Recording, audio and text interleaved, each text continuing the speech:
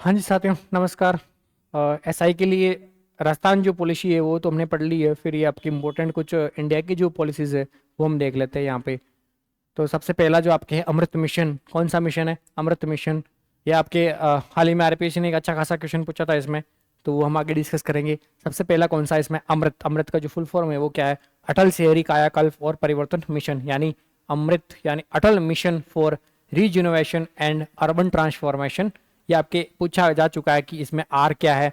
एक ये भी पूछा जा सकता है, ये भी पूछा जा चुका है कि ट्रांसफॉर्मेशन वो क्या है। तो ये दोनों आपके फुल फॉर्म में भी पूछा जा चुका है। इसकी शुरुआत कब हुई थी?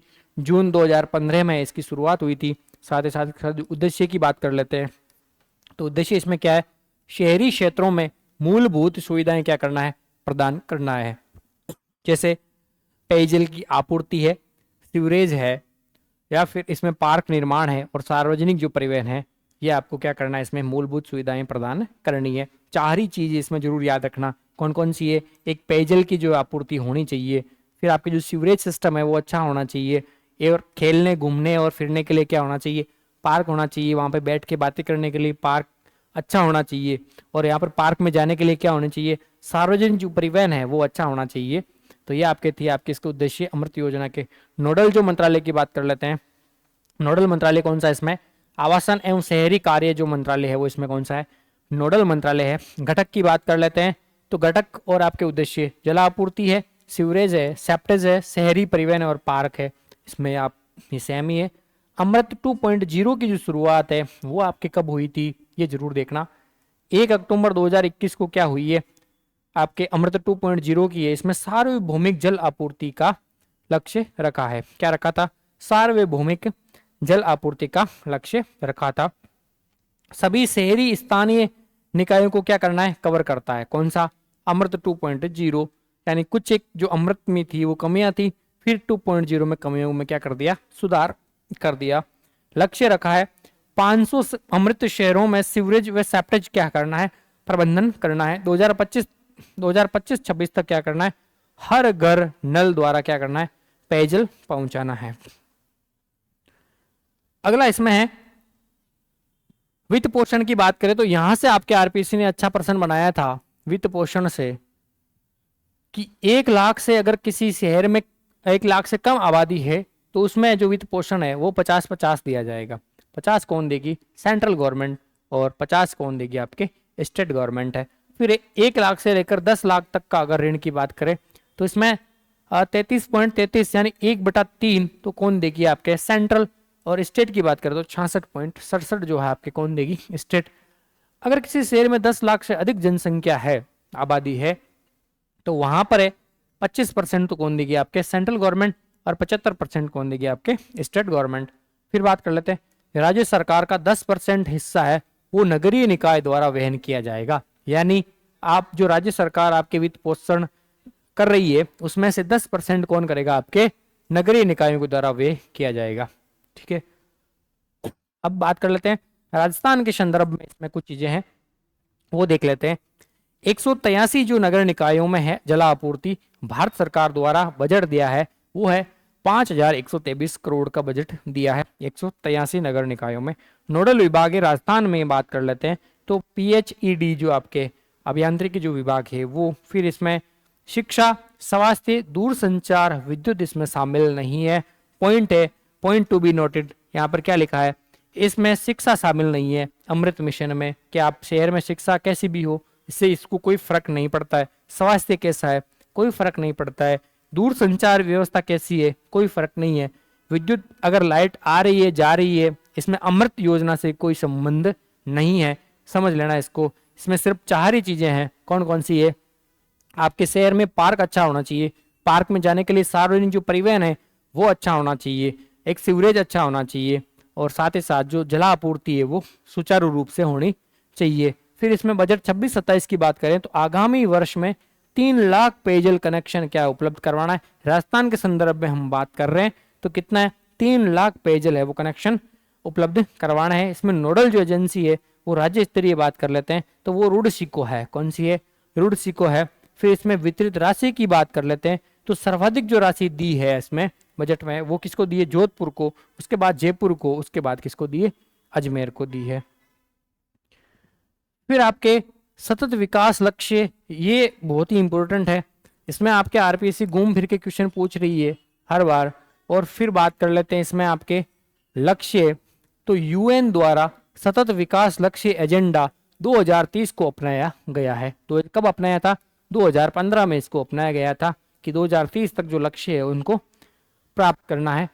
वैश्विक चुनौतियों से निपटने हेतु 17 सतत विकास लक्ष्य यानी एसडीजी कितने हैं टोटल? वो है 17 है। कितना है? 17 है। उनके 169 आपके क्या है टारगेट्स रखे हैं। ठीक है, अब इसमें बात करते हैं आधारित कार्य योजना है वो 5P यानी 5P पर आधारित है। कितनी P पर आधारित है? 5P पे। कौन कौन सा है? पीपल है यानी जो लोग है, उसके साथ पृथ्वी है यानी प्लैनेट है, या फिर समृद्धि है, और आपके अगला है प्रॉस्पेरिटी, और फिर है शांति यानी पीस, और फिर भागीदारी यानी पार्टनरशिप है वो होनी चाहिए। तो लोगों में क्या होनी चाहिए? सबसे पहले आपके पृथ्वी होनी चाहिए। पृथ्वी में लोग, पृथ्वी पर क्या करते हैं? लोग निवास करते हैं। अब भाई लोग निवास करते हैं पृथ्वी पे, लेकिन वो शांतिपूर्ण तरीके से रहने चाहिए। किस तरीके से? शांतिपूर्ण यानी पीसफुली रहना चाहिए।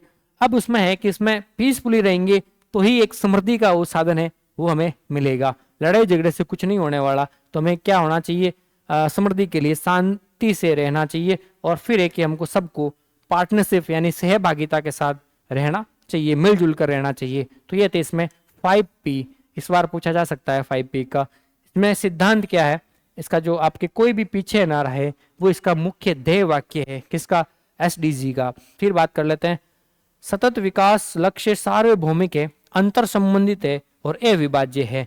यहां से क्वेश्चन बन चुका है, आगे भी बन सकता है, तो ध्यान रख लेना।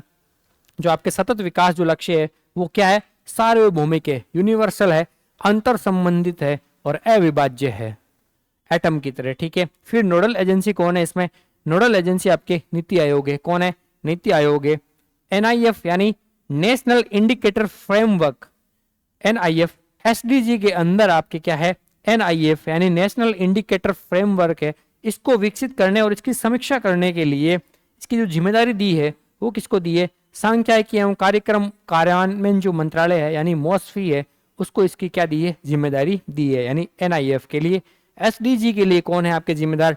नीति आयोग। एसडीजी के अंदर आपके एक है आपके एनआईएफ है, उसको विकसित करने और उसकी समीक्षा करने के लिए किसको दिया गया है? मोस्फी को दिया गया है।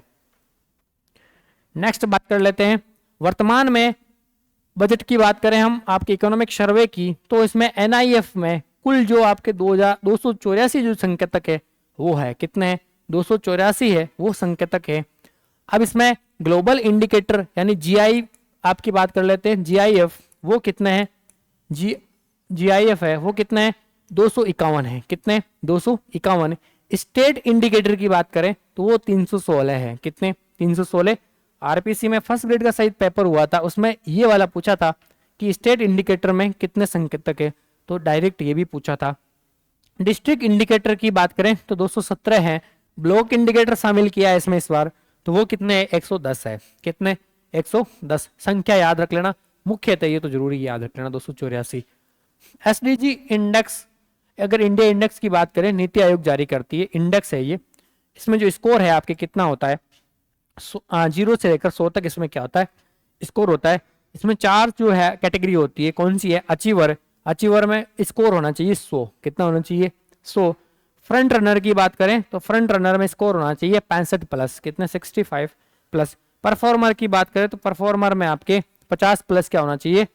स्कोर होना चाहिए। फिर एस्पिरेंट की बात करें तो उसमें -50 होना, यानी -50 से कम अगर कोई है तो वो कौन सी श्रेणी में आएगा? वो आएगा एस्पिरेंट श्रेणी में आएगा। नेक्स्ट बात करते हैं नवीनतम रिपोर्ट। अभी जो इंडिया आपके एसडीजी इंडिया इंडेक्स है उसकी नवीनतम रिपोर्ट है वो कौन सी है? 4th संस्करण है, जुलाई 2024। उसमें आपके भारत का जो स्कोर रहा है 2023-24 में वो तो 71 रहा था, फ्रंट रनर श्रेणी में रहा। राजस्थान का स्कोर है वो 67 रहा, फ्रंट रनर। 20वां स्थान रहा राजस्थान का, और प्रथम स्थान पर उत्तराखंड रहा, और फिर दूसरे संयुक्त रूप से रहे कौन से? उत्तराखंड और केरल। ये क्या है? संयुक्त रूप से है, संयुक्त रूप से। फिर एसडीजी इंडेक्स 2025 की बात करें, ये ओवरऑल ग्लोबल में है। 167 देशों में ये आपके एसडीजी इंडेक्स 2025 जारी हुआ था। उसमें भारत की रैंकिंग है वो 99 है और भारत का जो स्कोर है वो 67 है। इसमें भूटान की जो रैंक रही है भारत में पड़ोसी देश, उसकी 74 रही है। ठीक है, तो ये था आपके एसडीजी इंडेक्स के बारे में। कुछ इंपॉर्टेंट चीजें थी। अगला आपके इसमें राज्य के संदर्भ में हम एसडीजी की बात कर लेते हैं। किसके संदर्भ में? राज्य के संदर्भ में। इसमें नोडल जो विभाग है राजस्थान में वो आपके आयोजना विभाग है। कौन सा विभाग है? आयोजना विभाग। प्रभावी मॉनिटरिंग और करने के लिए आर्थिक एवं सांख्यिकी निदेशालय है। सतत विकास लक्ष्य की समन्वय एवं जो फैसिलिटेशन जो सेंटर है उसमें कौन प्रभावी मॉनिटरिंग कौन करता है? आर्थिक एवं सांख्यिकी निदेशालय। फिर इसकी अध्यक्षता कौन करता है? अध्यक्षता करता है इसकी मुख्य सचिव राज्य स्तर पर। यह भी प्रश्न बन चुका है। अगला है राज्य एसडीजी स्टेट्स रिपोर्ट्स की बात कर लेते हैं। इसमें उद्देश्य क्या है? सॉरी, सतत विकास लक्ष्यों पर राज्य की क्या है? प्रगति को दर्शाना है। संस्करण इसका 7वां जारी हो चुका है। प्रथम संस्करण 2019 में जारी हुआ था। यह आधारित किस पे है? SIF 3.0 में सम्मिलित 316 है वो संकेतक है, इंडिकेटर। ठीक है, अब इसमें मुख्य जो विशेषता है, पहली बार एसडीजी के वर्ष 2030 तक टारगेट्स के सापेक्ष राज्य की जो प्रगति का है क्या करना है? विस्तृत है वो विश्लेषण शामिल है इसमें। सरणियां इसमें वही 4 है। सबसे पहले अचीवर है, स्कोर आपके 33 जो है लगभग कंप्लीट हो चुके हैं। कितने? 33 जो संकेतक इसमें अचीवर सरणी में है राजस्थान के, वो राज्य के द्वारा 2030 तक हासिल कर लिया जाएगा। ऑन ट्रैक पे है वो 63 आपके संकेतक है, ऑन ट्रैक पे है। वर्तमान में गति से अर्जित कर सकते हैं, यानी जो लक्ष्य वर्तमान गति से चल रहे हैं उनको हम क्या कर सकते हैं? अर्जित कर लिया जाएगा। और स्लो प्रोग्रेस उनमें 46 जो लक्ष्य हैं वो कितने? 46 है आपके, यानी प्रगति बहुत ही धीमी है, धीमी गति के समाचार है, धीरे धीरे चल रहे हैं। आउट ऑफ ट्रैक है, यानी उसके कोई लेना देना नहीं है, ट्रैक पे ही नहीं है वो, तो कहीं दूर दूर तक नजर ही नहीं आ रहे हैं। वो कितने हैं? 46 है। और वो प्रगति नकारात्मक या फिर न्यून है। अगला बात करते हैं राज्य एसडीजी इंडेक्स, यानी इसमें 6 संस्करण है वो जारी हो चुके हैं। तो इसमें राज्य का जो स्कोर है वो 60.80 रहा है। कितना? परफॉर्मेंस सरणी में राज्य रहा है। लक्ष्य राजस्थान जो 6 है, शुद्ध जल एवं स्वास्थ्य हासिल कर लिया है कंप्लीटली। शीर्ष जो जिला रहा है यानी एसडीजी इंडेक्स, उसमें आपके झुंझुनू है पहले स्थान पर रहा है 67.13 स्कोर के साथ। सबसे निचला जो जिला है वो जैसलमेर रहा है। अगर फ्रंट रनर की बात करें तो राजस्थान के 3 जिले हैं वो फ्रंट रनर श्रेणी में है। नेक्स्ट आपके हैं जल जीवन मिशन, बहुत ही चर्चा में है, इसको थोड़ा देख लेना भाई। ये इतना चर्चा में रहा है कि अखबार की, अगर आप कोई भी अखबार खोलोगे तो सुबह उठते ही सबसे पहले आपको जल जीवन मिशन ही नजर आएगा, तो इसको ध्यान में रखना। ये शुरुआत इसकी हुई थी 15 अगस्त 2019 से। फिर इसका जो लक्ष्य रखा था कि भाई 2024 तक है वो ग्रामीण क्षेत्रों में नल से जल पहुंचाना है। कौन से? ग्रामीण क्षेत्रों को, यानी ग्रामीणों को क्या करना है? स्वच्छ जल जो है वो प्रोवाइड करवाना है। इसका जो ध्येय वाक्य है वो क्या है? हर घर से नल, हर घर जल से नल। ठीक है, वित्त पोषण कितना है इसमें? 50-50 है, वो केंद्र और राज्य सरकार की संयुक्त परियोजना है। 10% इसमें है वो सामुदायिक भागीदारी में दिया जाएगा। फिर इसमें वितरण की बात करें तो प्रति व्यक्ति प्रतिदिन 55 लीटर है वो स्वच्छ पेयजल है वो आपूर्ति की जाएगी। केंद्रीय बजट की बात करें तो इसमें 67,670 करोड़ रुपए हैं वो दिए हैं। इसमें जो लक्ष्य रखा है 19.36 करोड़ ग्रामीण घरों तक क्या है? पेयजल पहुंचाना है। अब इसमें जो लक्ष्य बढ़ा के कितना कर दिया? 2028 तक कर दिया है। इसमें प्रगति की बात कर लेते हैं तो राष्ट्रीय स्तर पे है 81.71% है वो कवरेज पूरा हो चुका है, यानी 15.80 करोड़ लोगों को क्या है? पेयजल उपलब्ध करवाया जा चुका है। पहला राज्य जिसने ये लक्ष्य प्राप्त कर लिया है वो आपके गोवा है। और केंद्र शासित प्रदेश में दादर और नगर जो हवेली दमन दीव है वो पहले केंद्र शासित प्रदेश है जिसने ये लक्ष्य हासिल कर लिया है। हाल ही में जल जीवन मिशन के तहत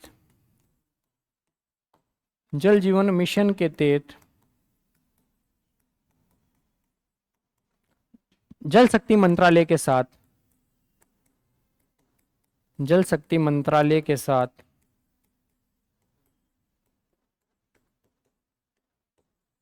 एमयू करने वाला पहला राज्य बना है।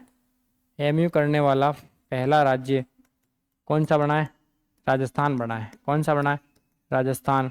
और राजस्थान की स्कोर की बात करें तो राजस्थान ओवरऑल है वो आपके 31 जो है आपके स्कोर पे रहा। कौन से?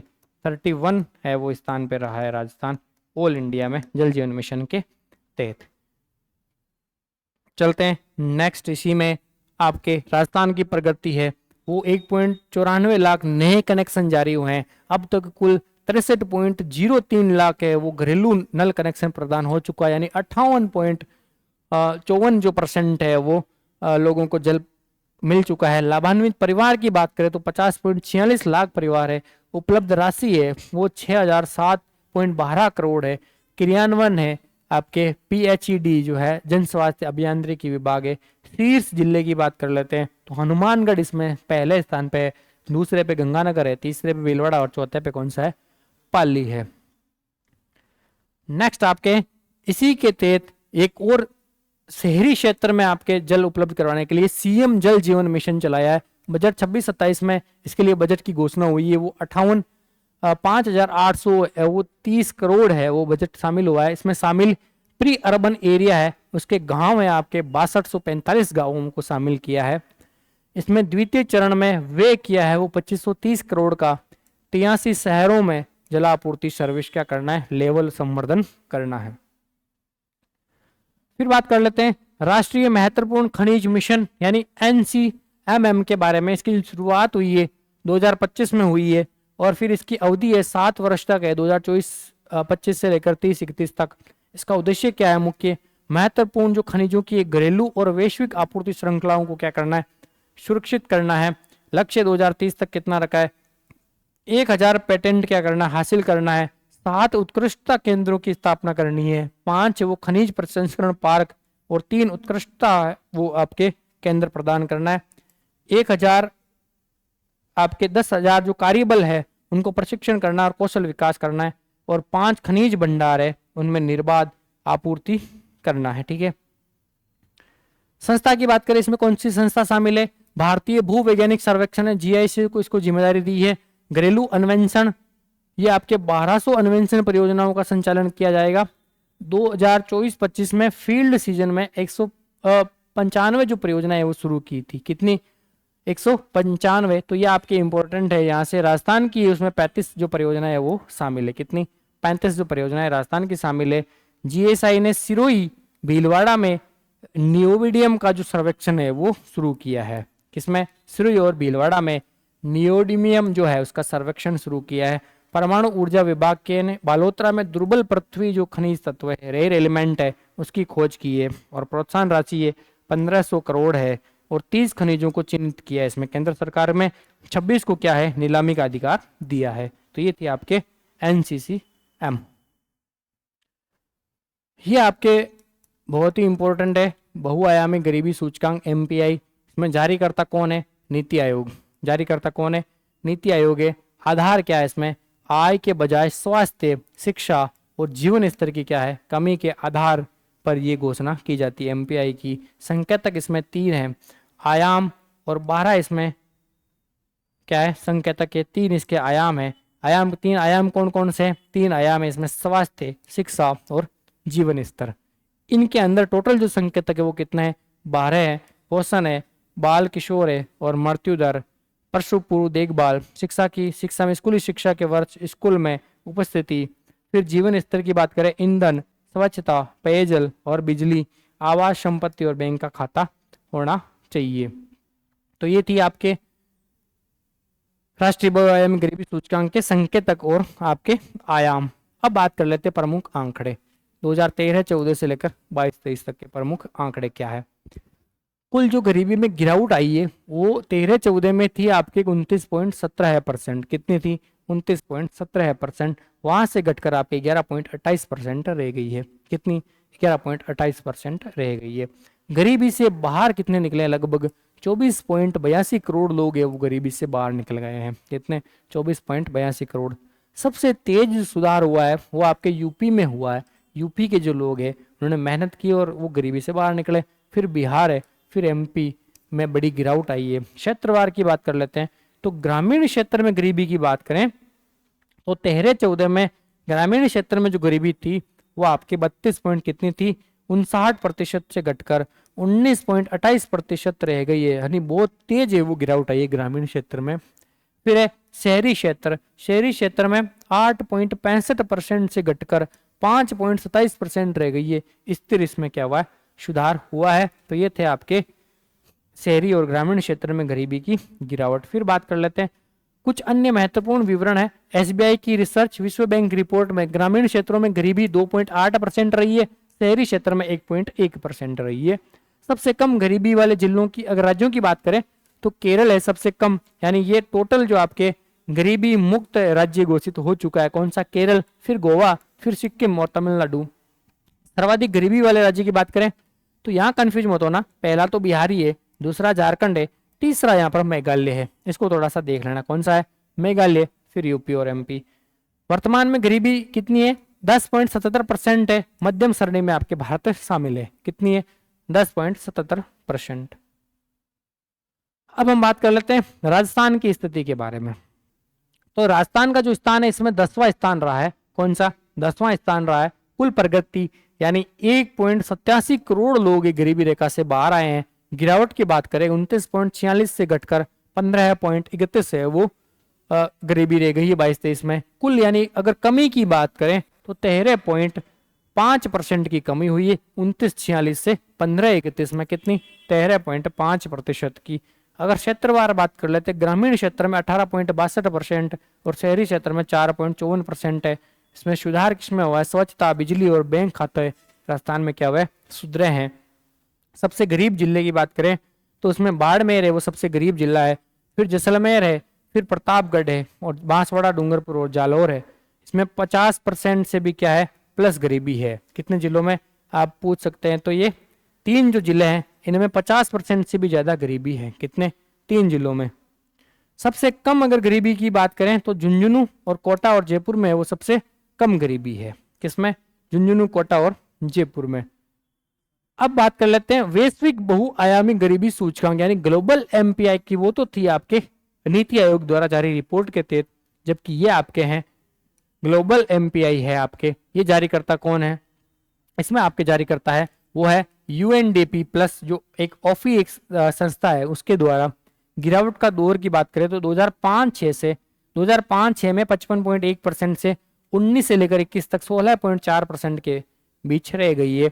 फिर उपलब्धि की बात करें तो पिछले 15 वर्षों में 41.5 करोड़ लोग वो गरीबी रेखा से निकले हैं। भारत का स्कोर इसमें रहा है वो रहा है 0.069 रहा है। वर्तमान में स्थिति की बात करें तो भारत में अभी भी 23.4 करोड़ लोग बहुआयामी जो गरीबी उसमें शामिल है। ग्रामीण क्षेत्र भारत की बात करें तो 31.2% यानी 80.1% ग्रामीण गरीबी ग्रामीण क्षेत्रों में है। और फिर शहरी भारत की बात करें तो 5.5% है। सुधार की गति ग्रामीण के मुकाबले धीमी रही है, किसमें, शहरी क्षेत्र में। ग्रामीण क्षेत्र में काफी अच्छी खासी कमी रही है। अगली एक और रिपोर्ट है आपके spring 2025 poverty and equity brief report विश्व बैंक द्वारा जारी की है। इसमें आपके अत्यधिक गरीबी दर है वो आपके रही है 11-12 में 16.2% से घटकर 22-23 में 2.3% रहने का अनुमान है। और इसमें भारत में जो गरीबी से बाहर निकले हैं 17.1 करोड़ लोग हैं वो गरीबी से बाहर निकले हैं। क्षेत्रवार अंतर की बात करें तो ग्रामीण क्षेत्र में 18.4 से 2.8%, शहरी क्षेत्र में 1.1% रहा है। अंतर की बात कर लेते हैं तो 7.7% से घटकर 1.7% रह गया है।